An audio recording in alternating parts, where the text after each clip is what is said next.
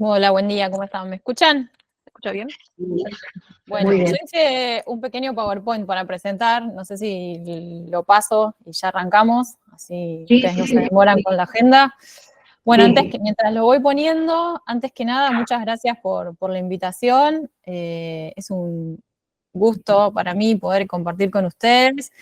Tengo parte de mi vida tiene que ver con el ICE, con el Instituto de Investigaciones en Ciencias de la Educación, de la Facultad de Filosofía y Letras. Así que bueno, ahí está Sofi, muchas gracias.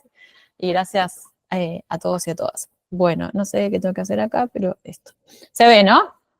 Sí, sí, sí. Perfecto. Bueno, recuperando lo que planteó Flavia, que estuvo muy lúcida y sobre todo contando el derrotero de lo que son de la resolución del SACAU y cómo se incorpora a distintos puntos que fueron discutidos desde el año 2021, lo que voy a tratar de enfocarme más tiene que ver con cómo se vincula con pensar una política de internacionalización para cada una de las universidades, que es una de las herramientas o de las potencialidades que nos deja el SACAU. Para poner en foco, esto lo dijo Flavia, pero recordemos que los 7 puntos que se acordaron entre el CIN y el Ministerio de Educación el 14 de diciembre del 2021 son parte de pensar una iniciativa integral para la política universitaria que se llamó Argentina 2030, ¿no? La Universidad Argentina hacia el 2030. Y ahí están incorporadas, por ejemplo, en el punto número 2, pero también con vinculación con el punto número 3, está la cuestión de que luego dio lugar a esas resoluciones que se debatieron tanto y fueron aprobadas a final del año pasado, ¿no? Lo que tiene que ver con el SACAU y su implementación. Vinculado a eso, el cuarto punto de consenso al que se acordó en el marco del CIN con el Ministerio de Educación en ese último plenario del año 2021, tiene que ver con cómo reconsiderar una parte de la política de internacionalización que tenía que ver con la movilidad internacional de nuestros estudiantes.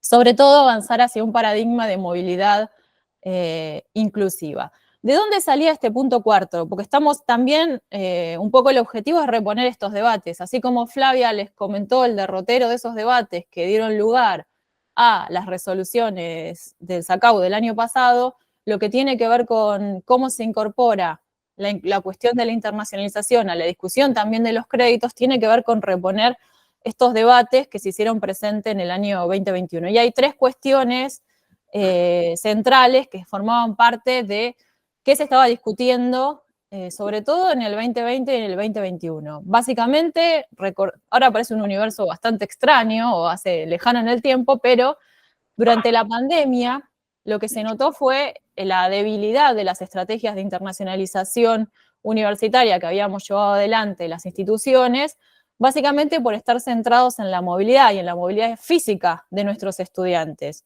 que durante la pandemia, por el cierre de fronteras, pero no solamente por ello, sino que también por el cierre de las instituciones y el pasaje a la virtualización en 2020 y parte de 2021, llevó a reconsiderar esto. ¿Qué pasaba con la movilidad física de estudiantes hasta la pandemia?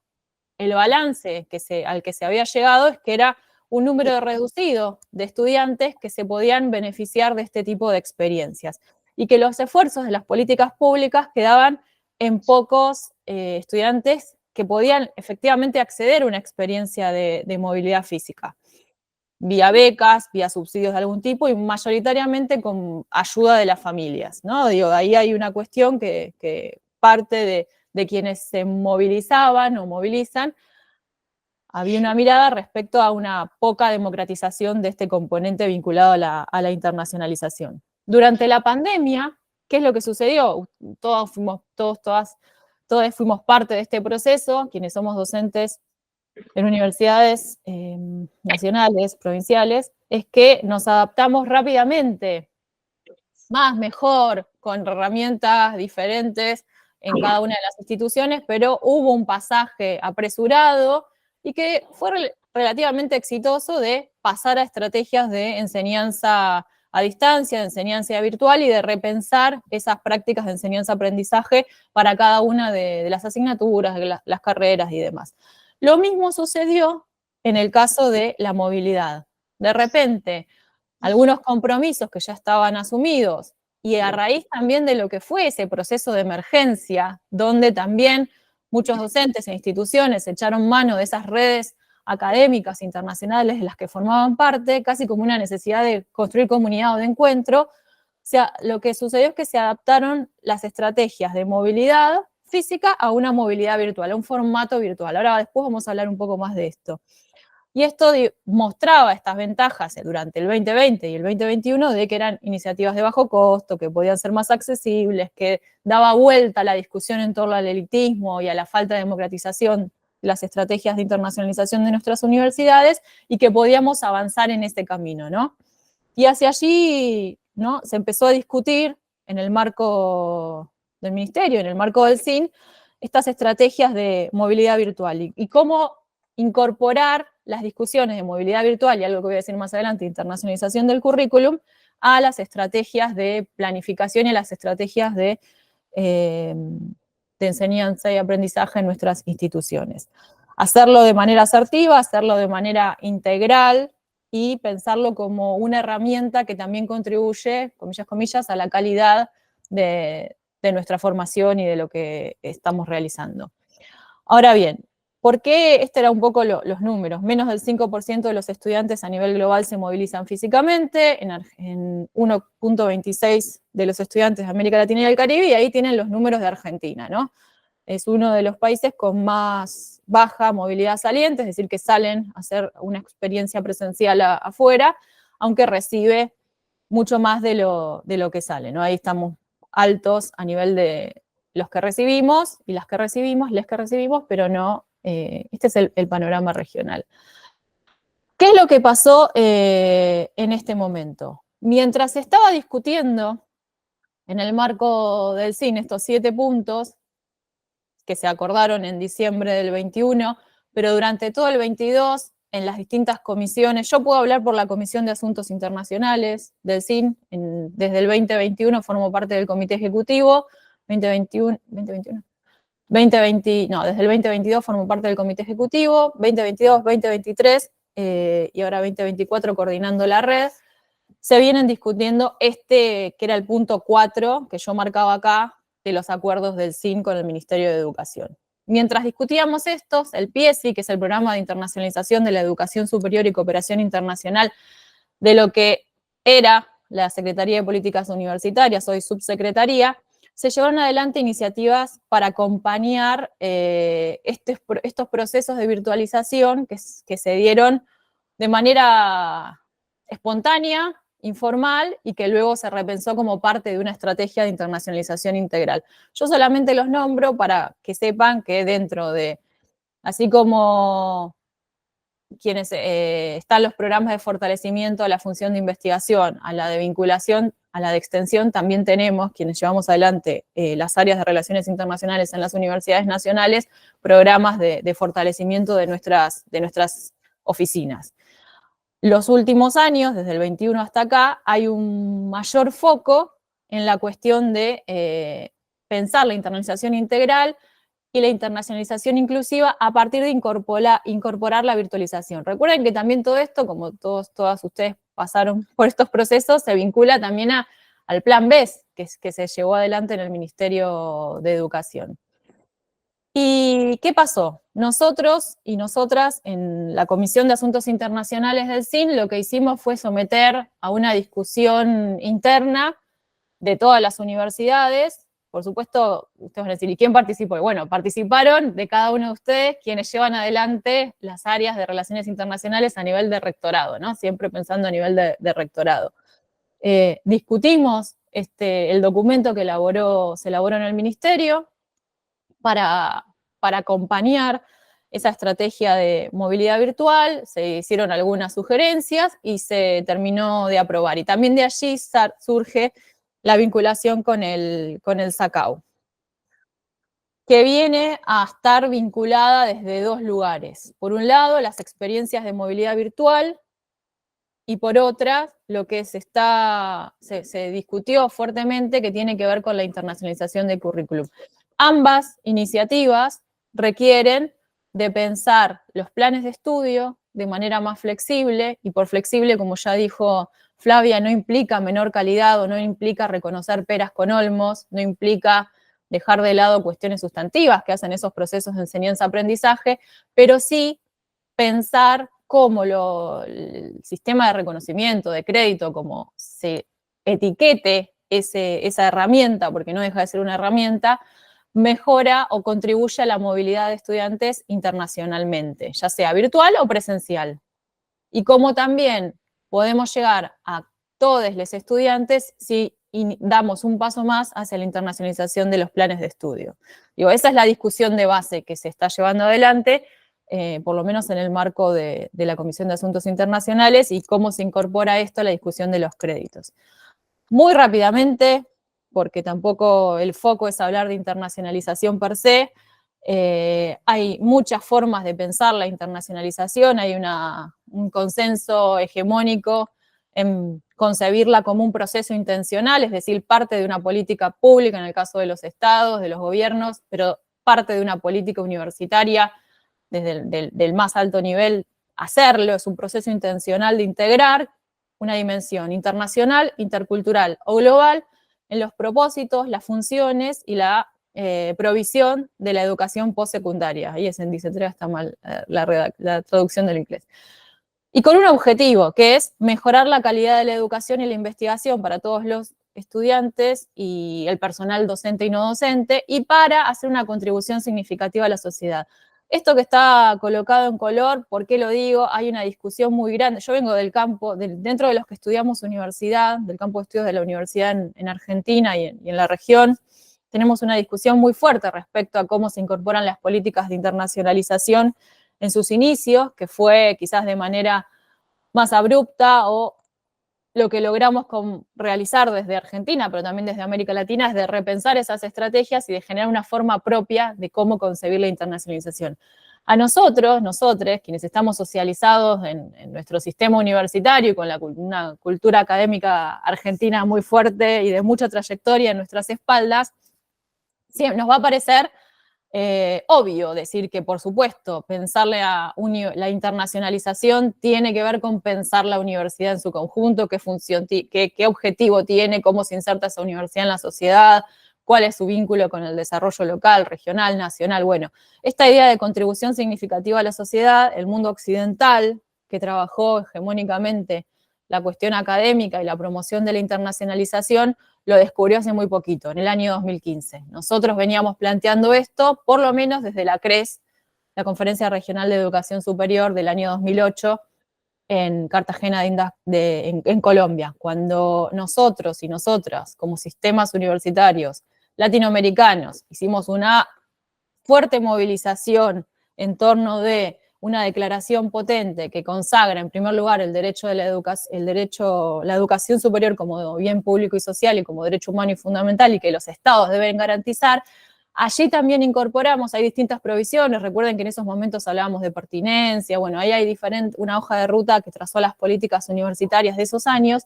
En el caso de la internacionalización, desde siempre América Latina dijo internacionalización solidaria, que tiene que ver con esto, con hacer una contribución significativa a la sociedad, y que también replantea esos vínculos de pensar la internacionalización. ¿Por qué? Porque la otra mirada de la internacionalización, y acá es algo que ustedes discutieron, yo estuve escuchando a Flavia y estuve escuchando sus conversaciones que discutieron en el marco del plenario, es cómo esto roza, si no se toman recaudos y si no lo pensamos de manera seria e integral, puede ser una iniciativa más en pos de la mercantilización de la educación superior y privatización del conocimiento público que generamos en las universidades. Por eso las llamadas de alerta muchas veces sobre estos temas.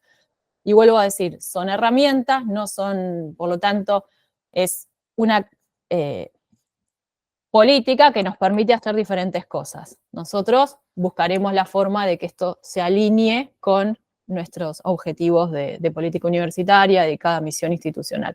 Lo digo ahora porque sé que cuando hablamos de internacionalización, rápidamente enseguida surge la discusión por la mercantilización y pensarlo como un servicio y cuántas ganancias traen a las universidades abrir, ¿no?, sus fronteras y poder hacer estos intercambios. Estuvo muy bueno lo que dijo Flavia respecto de cómo pensar los créditos en ese sentido. Ahora bien, la internacionalización del plan de estudios, que sale una discusión a la que llegamos más tarde en Argentina, en la región latinoamericana en general, pero en Argentina en particular, tiene que ver con incorporar dimensiones internacionales, interculturales y o globales en el contenido de esos planes de estudio, así como los resultados de aprendizaje, las tareas de evaluación, los métodos de enseñanza y los servicios de apoyo en este programa de estudio.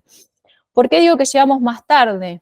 Porque son discusiones como que se van dando más en capas. Quizás nosotras por esta, y vuelvo a decir, la impronta de nuestra cultura académica hace que nos tomemos más tiempo en revisar y generar una dinámica propia, ¿no? Por eso hablo de América Latina en este contexto. América Latina, por supuesto, recibe las presiones globales de acoplarse a los modelos que se diseminan rápidamente, casi como llave en mano de cómo internacionalizar, cómo un plan de estudio, cómo hacer una estrategia competitiva de internacionalización de esa universidad o de esa carrera o de esa facultad, pero siempre nosotros lo hemos repensado desde estos lugares que yo lo digo.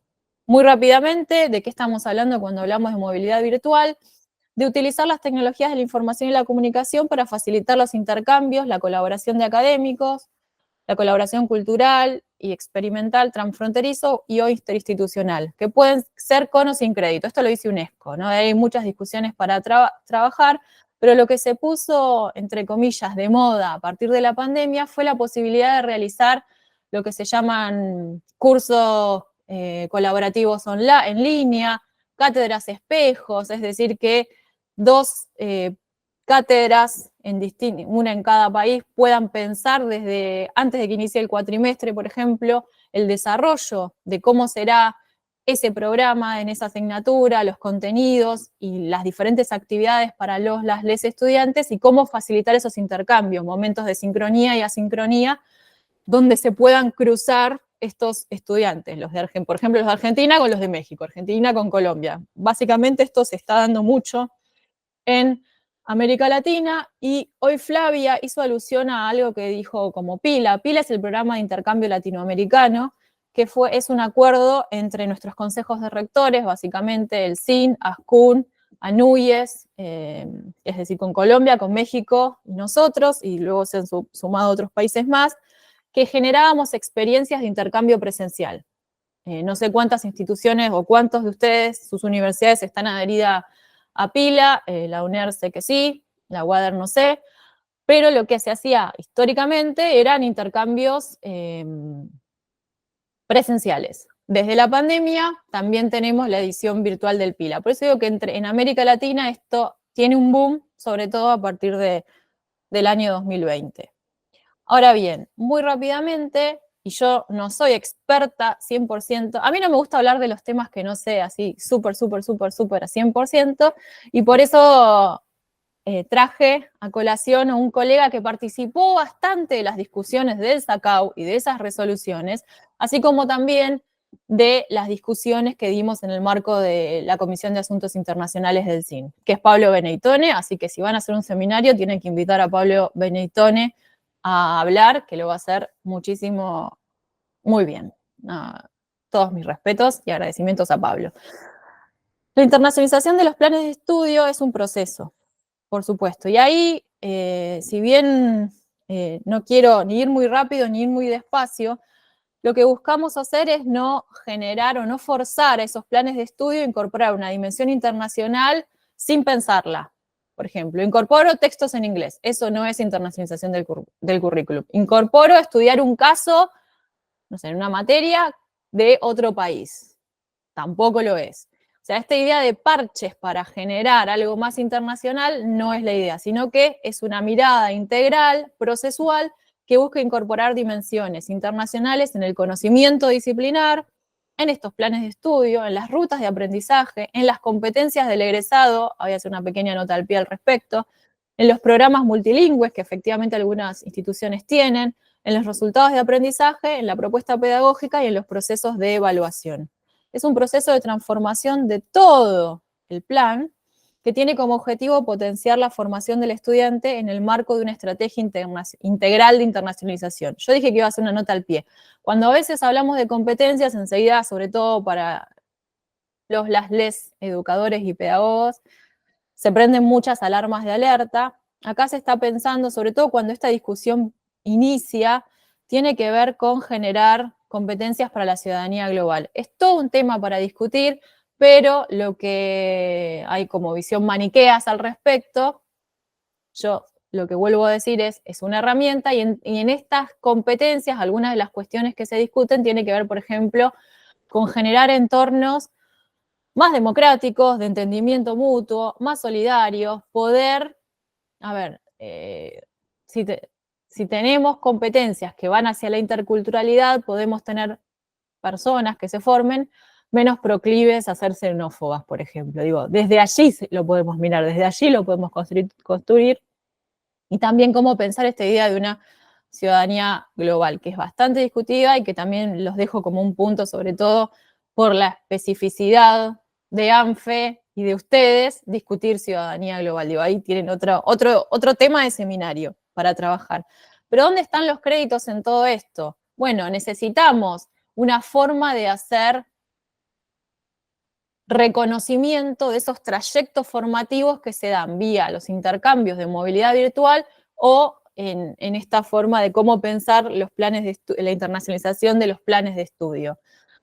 Ahí está la vinculación del SACAU con las estrategias de internacionalización y que tienen este componente democratizador, si lo hacemos bien, a conciencia integral, pensando, ¿no?, estos objetivos que nos queremos dar en la formación de cada una de las carreras, para llevarlos adelante. No es una iniciativa aislada, por eso se vinculó el SACAU a o sea, por eso los 7 puntos no se pueden pensar de manera estanca o segmentada, sino que forman parte de una mirada integral sobre la universidad y en el campo de la articulación de la internacionalización con los reconocimientos de estos trayectos académicos que incluyen instancias presenciales, instancias virtuales, saberes que se ponen en juego, competencias que se discuten, ahí tienen donde trabajar esta cuestión que efectivamente el SACAU lo que plantea es revisar integralmente todos esos planes de estudio y empezar a pensar todo eso que ustedes ya dijeron y que ya dijo Flavia antes que yo y mucho más rápido y mejor. Pero vuelvo a esta idea, no es aislada, ni institucional ni individualmente, es parte de un proceso de reflexión sobre la institución, sobre cada plan de estudio, sobre cada asignatura, y por supuesto, y algo que ustedes mencionaron internamente, pero también hacia afuera, esta idea de necesidad de formación, de herramientas y de planificación.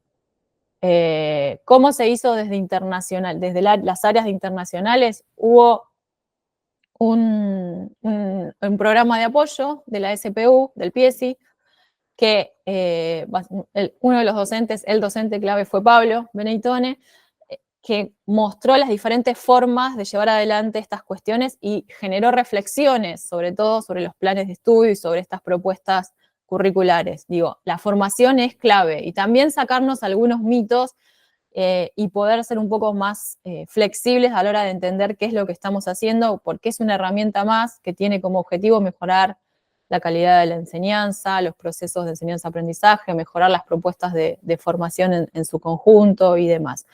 La variable es tiempo. Flavia lo decía muy, muy elocuentemente. Cuando enseguida nosotros hablamos de créditos, hablamos de competencias, hablamos de internacionalización a secas, así como si fuera un término neutro o aséptico. Por supuesto, tenemos en nuestro imaginario aquello que hemos aprendido o porque leímos sobre cómo fue el proceso de implementación de Bolonia en Europa o porque también conocemos colegas de esas regiones que nos contaron cómo fue ese proceso. A veces nos quedamos con algunas visiones como estigmatizadas y esencializadas.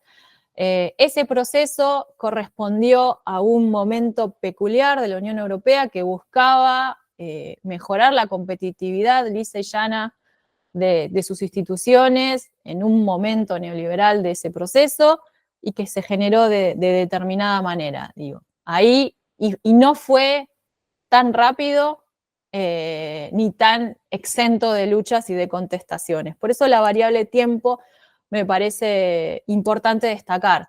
No se puede llegar a esto de hoy para mañana, no podemos hacer ni la internacionalización del currículum ni las movilidades virtuales así como forzadas, sí como parte de una discusión general sobre los planes de estudio y sobre una discusión general sobre qué universidad queremos y cómo eso se inserta con una estrategia de internacionalización.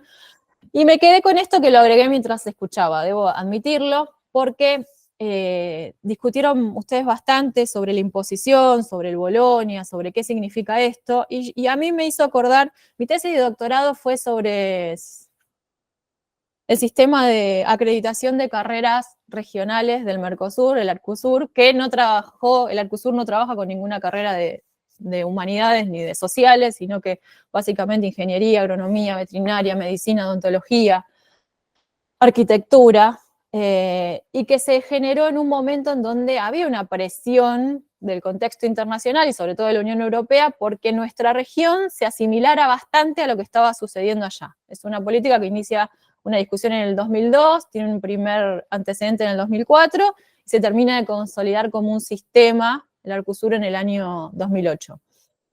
¿Y por qué digo una forma propia? Porque desde el Mercosur, que no es toda América Latina, es Argentina, Brasil, Uruguay y Paraguay, más los otros estados que participan como asociados, Chile, Bolivia, Ecuador, Colombia, Perú, pero el núcleo originario es Argentina, Brasil, Uruguay y Paraguay, se gestó una forma propia. Nosotros y nosotros, quizás como latinoamericanos y como argentinos, tenemos esta capacidad de agencia que nos permite poder transformar y discutir eso que parece o se impone para generar una dinámica y una forma propia de hacerlo. El Arcusur no fue el proceso de Bolonia. Y podemos pensar otros ejemplos en este sentido. La internacionalización hegemónica comercial llegó por otras vías, pero nosotros propusimos una internacionalización solidaria. Digo, y en eso tenemos que tener una responsabilidad importante, porque sí podemos, vía la discusión y vía la reflexión de estos temas, poder insertarnos en esas discusiones y generar nuevos formatos. Yo me quedo con esto, y que tiene que ver mucho con cómo es nuestro sistema universitario, estructuralmente, regulatoriamente, en el sentido de las políticas, todas estas reformas y concebirla como un derecho humano fundamental desde un inicio, y cómo tenemos una cultura académica muy movilizada y muy politizada, quizás en el sentido más de Oscar Versace. Así que muchas gracias y quedo para preguntas.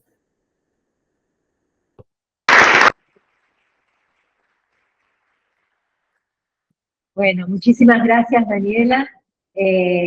Muy clara y me parece que profundiza lo que habíamos estado conversando con Flavia. Si les parece, y porque estamos con la agenda bastante apretada, entonces les pasamos la palabra al secretario académico de la Universidad Nacional de Entre Ríos, Alberto López, y a Ana Laura García Presa, que es la directora de Planeamiento, Asesoramiento y Desarrollo. Así que vamos a seguir conversando sobre estos para luego, si llegamos, hacemos una pausa antes del panel que viene. Bueno, empezamos. Sí, bueno, gracias. Buen día. Primero, agradecer a María Gracia y a Isa que nos hayan invitado a compartir nuestra experiencia, chica, grande, exitosa o no, veremos en el tiempo, pero bueno, está bueno que podamos expresarla.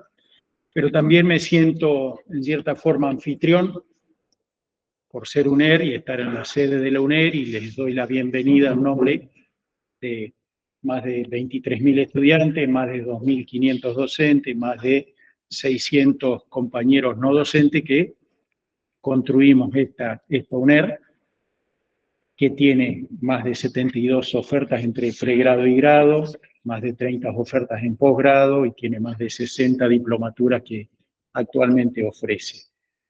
Claramente no me hablaron los 23.000 estudiantes para que les deje el saludo, pero bueno, me tomé el atrevimiento en nombre de ellos.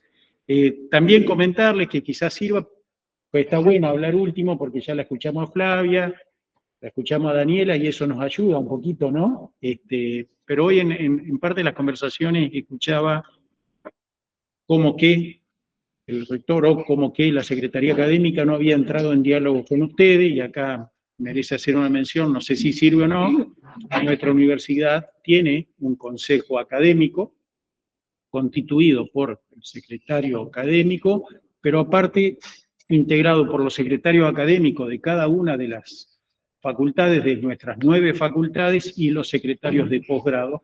Constituimos ese espacio, ese consejo, y que uno decía, bueno, nosotros también lo tenemos. Lo que sí les quiero contar que tenemos una dinámica de trabajo, y así no sufre pobre Milagros, casi quincenalmente estamos reunidos, gracias al sistema de VIP, podemos reunirnos una vez cada 15 días y estar al tanto con todas las novedades que acontecen. Y esta reflexión era en función de que desde que surge el acuerdo del año 2021, el acuerdo de San Martín o el acuerdo SIN-SPU, en forma permanente pusimos sobre la mesa la situación y el análisis que estaba transitando, discutiendo en el sistema universitario nacional, y de igual modo nuestro señor rector con los decanos trabajando en su mesa de trabajo, pero estuvo en la agenda y en forma permanente el vínculo o la relación. Digo, no sorprendimos a nadie a fines del 2023 cuando salieron las nuevas normativas. Todos los secretarios académicos y de posgrado estaban al tanto de qué estaba sucediendo. Pero bueno, nada, mi idea era hacer una pequeña introducción y después pedirle a Ana que haga una presentación más concreta del plan de trabajo que tenemos. Claramente nos viene al presente la situación actual que estamos, y la verdad que no estamos en el mejor diálogo con la Subsecretaría de Políticas Universitarias, pero hoy nobleza obliga, cuando venía temprano y con frío, digo, che, nuestra universidad tiene 51 años, cumplimos 51 años. Y debe haber pasado de todo en estos 51 años y nada nos detuvo. Y la verdad que nada nos detuvo. Habrá demorado un poquito, pero nada nos detuvo, por lo menos nuestra universidad. Y hemos crecido exponencialmente en el número de facultades, de carreras y de alumnos. Digo, en una historia de 51 años. Entonces digo, un par de meses, un año, algunos años, tampoco nos deberían detener en el norte que nos hemos fijado como universidad. Y digo esto, y empiezo sintéticamente, nuestra universidad tiene un programa, un plan institucional participativo, como seguramente lo tienen otros, donde ya en el 2018, en acuerdo de la comunidad universitaria, donde estaban estudiantes, docentes, no docentes, y graduados, discutiendo hacia dónde queríamos llevar nuestra UNER, ¿no? Y de esos debates, 2018, no estoy hablando ni de 2021, ni estoy hablando de las resoluciones del año 2023. Y ahí, de común acuerdo, a nivel del sistema universitario de la UNER, se acordaron objetivos estratégicos para abordar como compromiso para las gestiones políticas que vinieran a futuro. De hecho, hasta ahora estamos en la misma gestión política, pero bueno, en 2 años más hay reelecciones. Y en ese estudio surgen los objetivos estratégicos para investigación, objetivos estratégicos para extensión, objetivos para gestión y cultura, y los objetivos estratégicos académicos planteados. Digo esto porque me parece que suma a lo que viene después, ¿no? Por ejemplo, los objetivos estratégicos académicos que nos definió la comunidad, no lo definimos nosotros como gestores políticos, lo definió la comunidad. Ampliar la propuesta académica, carreras de títulos intermedios o de corta duración, para dar respuesta a distintos grupos de la población. Generar propuestas innovadoras para la función de investigación, docencia y extensión, con la finalidad de ampliar la cobertura territorial. Generar instancias permanentes y articuladas de desarrollo, seguimiento, revisión y flexibilización curricular. Generar políticas que promuevan la mejora de las trayectorias educativas estudiantiles y desarrollar sistemas de información para la evaluación y gestión académica. Digo, no necesitábamos quizás del 2021, no necesitábamos de las normativas para tener un norte desde nuestra universidad hacia dónde queríamos ir. Que claramente el acuerdo del 2021, las normativas contribuyen a que nosotros podamos fortalecer y avanzar con otra intensidad. Además hay objetivos estratégicos transversales de accesibilidad y género que también los queremos entrar en juego en este programa de innovación curricular que le vamos a presentar. Pero digo esto como un antecedente desde donde venimos tratando de avanzar en lo que es estrategias académicas en nuestra universidad. A ver, después sí, apareció el acuerdo post-pandemia y con todo lo que eso nos conllevó, apareció el acuerdo de los 7 puntos que Daniela recién lo expuso, y yo solamente los enumero para después dar lugar a la propuesta que estamos haciendo, pero reconfiguración de las modalidades de enseñanza y aprendizaje, y convengamos que después de la pandemia se nos armó un lío con que presencialidad, virtualidad, aparecieron las aulas híbridas, el docente que decía, yo mi asignatura en carreras presenciales la doy toda virtual porque la autonomía de acá.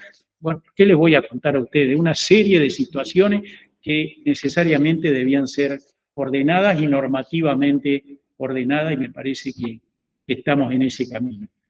Las propuestas académicas, revisión de la distancia entre la duración teórica y la duración real. Crédito. Nos pareció, porque ya veníamos de antes, nos parecía importante reflexionar al menos sobre estas situaciones. Ana les va a mostrar, pero teníamos carreras de grado con una duración que en la carga horaria estaba el grado, la especialización, le sumábamos una maestría y no sé si un doctorado. Entonces, ¿qué le dejábamos a ese graduado que queríamos que salga a territorio a trabajar para que se siga formando? Pues ya parecería que con toda la formación de horas no había mucho más allá que hacer, por lo cual no tenía sentido hacer una especialización si ya estaba todo hecho, ¿no?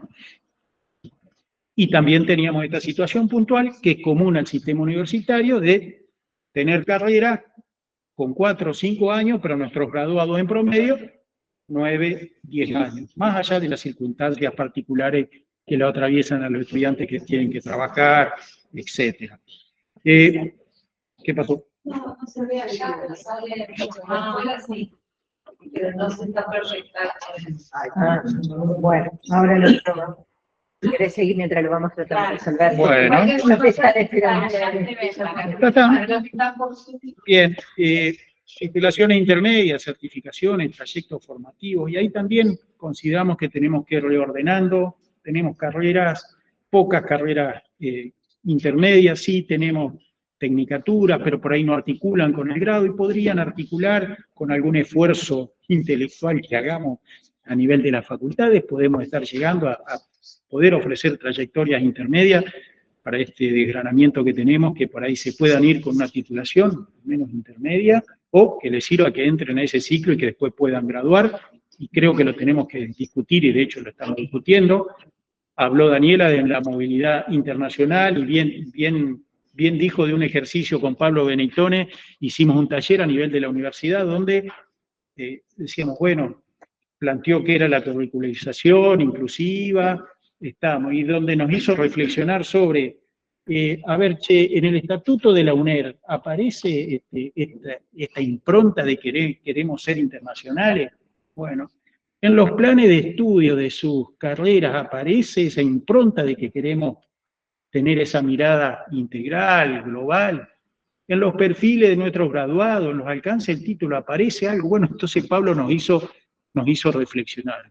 Y entendemos que tenemos que discutir esto también, ¿no? Tenemos que discutirlo e implementarlo.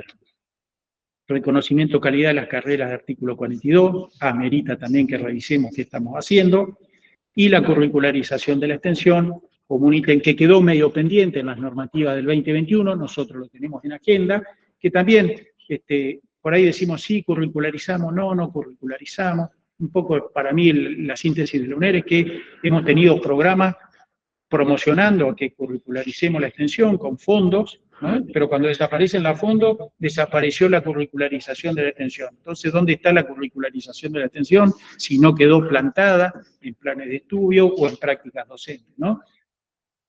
Dicho esto, que no es nuevo, no es novedoso, pero es la experiencia nuestra, le voy a pedir a Ana si nos puede comentar un poco el plan de acción que tenemos. Claramente esto que estoy planteando es una fuerte decisión política de nuestro rector y de nuestros decanos en poder llevarlo adelante, por lo cual tenemos el consenso institucional para buscar este norte. Los esperamos en 10 años y les contamos a ver qué nos pasa. Bueno, bien, gracias, Lizy. Bueno, me dicen que tengo 10 minutos para contar cómo es este programa, cómo es esta estrategia. Voy a intentar ser lo más sintética posible. Apelo a conocimientos y definiciones que sé que son compartidas en este ámbito, y me voy a centrar más que nada entonces en la parte programática, pero recuperando un poco lo que planteaba recién Guillermo y lo que dijo anteriormente tanto Daniela como Flavia. Podrán ver ahí, porque está dicho en la presentación, que al lado de cada uno de los lineamientos dice DocuSign, DocuSPU, bueno, toda esa discusión previa que se fue dando está disponible en esos documentos, se puede consultar, se puede facilitar. Y lo que tienen de importante estos documentos, y están en línea con nuestro plan estratégico, como planteaba recién Guillermo, es que esto que Daniela decía, son herramientas, sí, son herramientas, pero que se han planteado con un sentido profundamente inclusivo. No están planteadas neutralmente las distintas definiciones que se tomaron en esas resoluciones ministeriales. Tanto la declaración como las resoluciones ministeriales que vinieron después forman parte de una política académica que se definió a nivel nacional, que se planteó dinamizar el sistema universitario, pensar para qué perfil de estudiantes estamos armando nuestras propuestas, pensar también en qué necesidades actuales y emergentes hay en el medio y nuestras propuestas deberían estar dando cuenta, y qué transformaciones en las prácticas pedagógicas y de enseñanza era necesario revisar e incorporar en los planes de estudio, producto de la pandemia, pero en un sentido de como que se habían catalizado algunas de esas cuestiones, pero que muchas eran prácticas y discusiones que venían desde antes. En ese sentido, digamos, todos los debates que se dieron sobre las modalidades, sobre la duración de las carreras, sobre las titulaciones, sobre la movilidad inclusiva, etcétera, condensan debates previos que ya estaban en el sistema, y nosotros entendimos que las ministeriales, en esa forma de entenderlas, son una herramienta para que nosotros podamos llevar a nivel de la universidad una política curricular que defienda un sentido inclusivo y la calidad de la enseñanza. Desde ahí hemos pensado este programa y definido para este programa la política curricular como una mediación entre las condiciones macrosociales y las condiciones objetivas de nuestros estudiantes, y como una posibilidad de ampliar oportunidades y de construir, vuelvo a decir, planes de estudio, propuestas formativas, políticas de gestión curricular que alberguen distintas trayectorias estudiantiles. Ese es el sentido político con el que nosotros hemos pensado este programa, y desde ahí buscamos articular estas definiciones que se dieron tanto a nivel nacional como a nivel institucional en el marco del PIB, y que también surgían, y como dijo Guillermo al principio, de las inquietudes, las demandas, los problemas que plantean los y las secretarias académicas de todas las facultades en estas reuniones periódicas que mantenemos. Entonces, en todo ese contexto, creamos este programa, el Programa de Innovación Curricular. Lo creamos en el año 2023 como una instancia destinada a reflexionar sobre las características de nuestras propuestas formativas, a debatir sobre las necesidades de desarrollo y de revisión curricular en la universidad, a definir lineamientos de política curricular también a nivel institucional, que le dieran una identidad a nuestras propuestas, que orientaran el diseño de las nuevas propuestas, y por supuesto, como resultado de todo eso, a iniciar un proceso de revisión, de revisión, de desarrollo de nuevas propuestas académicas. Así que, desde ese marco, el programa se planteó en 3 componentes, y en este último año tenemos un cuarto que se ha escapado ahí de la diapositiva. Pero tenemos un primer componente que desarrollamos durante el año 2023 y que tiene que ver por ahí con lo que ustedes estuvieron discutiendo. Empezamos por la idea de que necesitábamos tener una capacitación para todos los integrantes de los equipos de gestión de la universidad, de todas las facultades y de las distintas funciones, sobre qué era lo curricular y cuáles eran los desafíos curriculares básicos. Esta idea partió del convencimiento de que necesitábamos algunas nociones teóricas y algunas herramientas prácticas para saber de qué estábamos hablando. Y hablar todos de lo mismo y poder pensar desde ahí cómo íbamos a transitar este proceso. En segundo lugar, hicimos talleres de debate y de reflexión,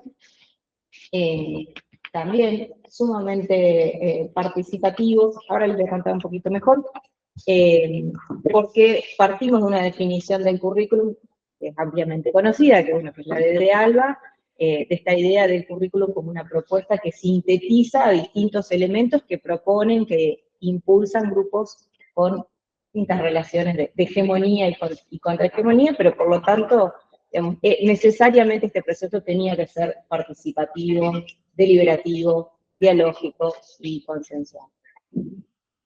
Y acompañando esto también hicimos todo un proceso de revisión y de definiciones normativas. No solo definimos los lineamientos curriculares que queríamos impulsar, que fueron presentados al Consejo Superior de la Universidad y avalados por el mismo, sino que también revisamos nuestros instrumentos. Después de 20 y 25 años revisamos las ordenanzas para creaciones de carreras de pregrado y grado y de posgrado, e incluimos en esas normativas estos lineamientos curriculares y algunos elementos técnicos que nos permitían responder o asegurar que los planes contengan todo esto que las resoluciones ministeriales y nuestro PIB estaban planteando como objetivos. Entonces, bueno, rápidamente, primero tuvimos un curso de capacitación sobre perspectivas y desafíos para el diseño curricular. Contamos con el acompañamiento de Sonia Araujo, de Mabel Pacheco y de Jorge Steyman, y se abordaron ahí, bueno, rápidamente esos ejes que están. Participaron más de 150 personas de distintas funciones y unidades académicas de la universidad. En segundo lugar, estos talleres que les comentaba, ahí tienen, bueno, la imagen de estábamos todos reunidos, los equipos de las distintas unidades académicas, secretarios y secretarias de las distintas funciones, direcciones académicas, asesorías pedagógicas, equipos de educación a distancia, equipos de internacionalización, consejeros, directivos, estudiantiles, docentes, graduados. Y lo que hicimos en esos talleres fue, en una primera instancia, plantear algunos lineamientos de política nacional, compartir, como decía Guillermo, estos lineamientos de la política nacional académica, de por dónde venía la discusión. Se invitó a referentes de la SPU y del CIN a plantear por dónde venían estos debates. Se presentaron también experiencias de innovación curricular que habían desarrollado otras universidades. Invitamos a referentes de Río Cuarto, de Villa María, de San Martín, acompañamos planteando estrategias y herramientas para implementar esos cambios, y luego se hizo una instancia de trabajo en taller donde cada equipo de facultad trabajó con los datos de sus propias propuestas, que yo ahora rápidamente les voy a mostrar, pero les planteamos datos sobre las carreras y las trayectorias de sus estudiantes, para que discutieran, revieran, bueno, dónde necesitaban incorporar algunas innovaciones. Sí, simplemente se habló de la posibilidad de reconfigurar las modalidades, tenemos muy poquitas carreras a distancia, pero sabemos que al interior de las prácticas hay distintas combinaciones, hibridaciones, etcétera, que podrían permitir incorporar otro tipo de estudiantes. Se revisó también la duración teórica, y solamente la duración teórica, y lo que implica en carga horaria semanal. Les resalto, de los datos que están en rojo, hay carreras que implican una carga horaria semanal de 40 horas para el estudiante. Bueno, se fueron revisando los tipos de planes mayormente estructurados. Cuando se habla de planes flexibles, generalmente es 1 o 2 materias, pero no mucho más. Hay planes que tienen muchos años de antigüedad, y solamente como para cerrar rapidito, porque me dicen que están llegando los próximos oradores. Va a pasar la que a mí me gusta, la diapositiva que a mí me gusta pasar. Tenemos la duración real de las carreras. Hicimos un trabajo con trayectorias, como les decía, y todos estos datos estuvieron desagregados a nivel de carreras y unidades académicas para que las unidades lo trabajaran.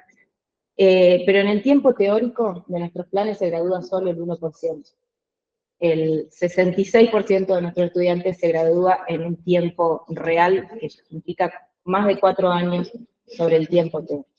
Esto coincide con algunos datos que estaban en la diapositiva anterior, también pasa a nivel nacional, y por eso todo este conjunto de resoluciones tenían que ver con pensar en herramientas que nos permitieran atender a los problemas que tenemos hoy. Venimos con un sistema que sea masificado, que sea heterogeneizado en cuanto al perfil de los estudiantes. Hicimos un esfuerzo muy grande por incluir nuevos actores en la universidad. Entendemos que el desafío hoy es garantizar la permanencia y la graduación. Y una graduación en tiempos que sean justos para ellos, ¿sí? Bueno, estos son los consensos alcanzados.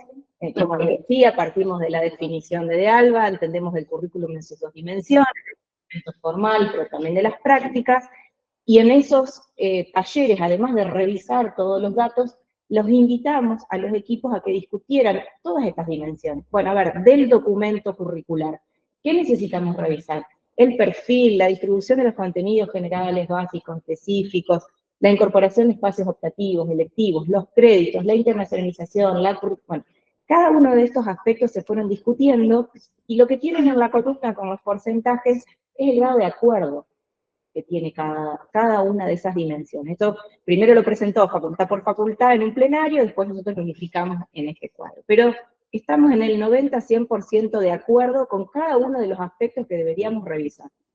Lo mismo sucede con la segunda dimensión o el otro plano del currículum, el plano de las prácticas, y acá nuevamente hay un altísimo consenso en nuestra comunidad educativa de que tenemos que revisar nuestras prácticas de enseñanza y aprendizaje.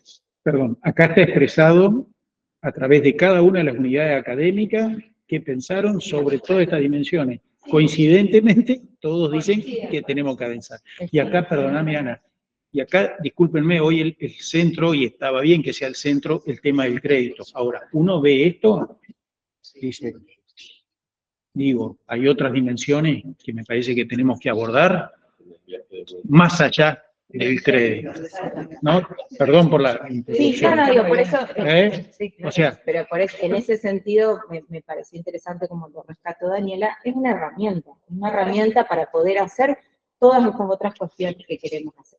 Si ustedes van a esos documentos iniciales que planteaba, en el documento del CIN se discutió mucho, particularmente yo participo como asesora de la Comisión de Asuntos Académicos y sé de los 2 años de discusión que llevó eso, y si ustedes los leen, los podemos facilitar a través de AITSA, van a ver justamente eso. Hay un profundo compromiso con las trayectorias de los estudiantes, de reconocer diversos perfiles, y en ese sentido la idea de incorporar créditos tenía que ver, por un lado, como lo dijeron claramente Flavia y Daniela, con favorecer la movilidad y la internacionalización del currículum, pero también con visibilizar las horas de trabajo del estudiante. Y ahí el ejercicio que se ha hecho, lo dijo también Daniela anteriormente con el PIESI, es muy importante, y la verdad que los datos creo que nos tienen que llamar a un debate responsable sobre este tema.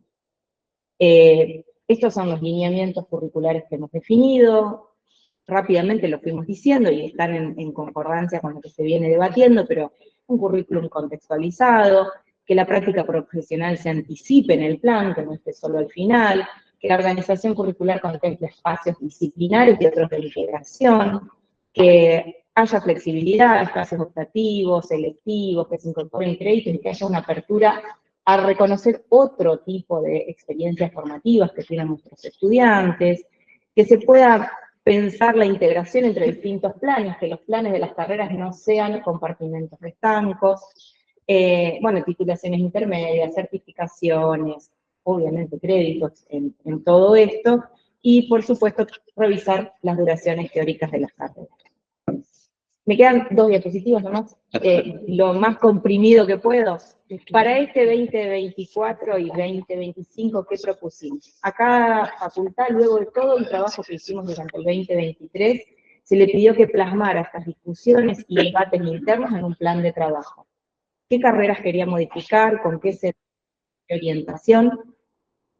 Y para acompañar ese proceso, todo esto, bueno, se socializó y se consensuó con consejeros superiores y directivos de la universidad, pero además, para acompañar este proceso, lo que hicimos es, desde el rectorado estamos acompañando a las facultades con asesores pedagógicos, con asesores que tienen un perfil generalista, y después otro que también ya fue mencionado, que es Pablo Benedictone, que transversalmente asiste a las distintas unidades académicas para poder pensar tanto la internacionalización como la incorporación de los créditos. Nos hemos dado estos 6 meses de trabajo, desde marzo a octubre estaremos trabajando en estos procesos de diagnóstico, de revisión y de elaboración de las nuevas propuestas, con la idea de empezar a implementar en 2025 las nuevas propuestas y, por supuesto, ir evaluando.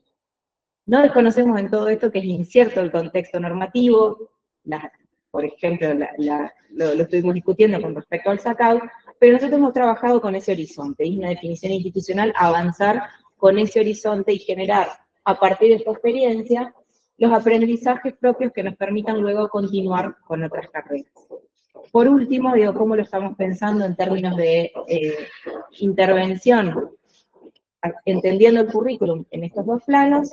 Sobre los planes de estudio, nosotros vamos a estar interviniendo con los asesores pedagógicos que les comentaba recién, el sostenimiento de estos espacios participativos para discutir las propuestas formativas y avanzar en la elaboración de nuevos planes, la capacitación de equipos y la revisión normativa.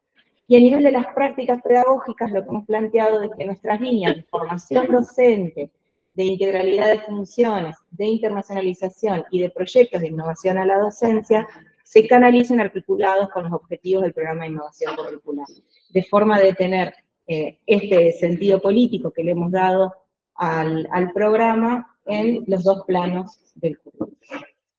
En este sentido, bueno, entendemos que las ministeriales definen una política académica y brindan un marco para que a nivel de cada institución se puedan tomar definiciones curriculares, que se puedan definir, digamos, las propias políticas curriculares de cada universidad. Es necesario debates serios y responsables, esto sí, no se hace a las apuradas, no es hacer una tabla de conversión ni coeficiente de cuántas horas equivalen a qué para incorporar créditos, pero entendemos, como dijimos al principio, que se pueden pensar, que es una oportunidad para pensar políticas curriculares que construyan mediaciones y generen nuevas oportunidades para nuestros estudiantes. Muchas gracias.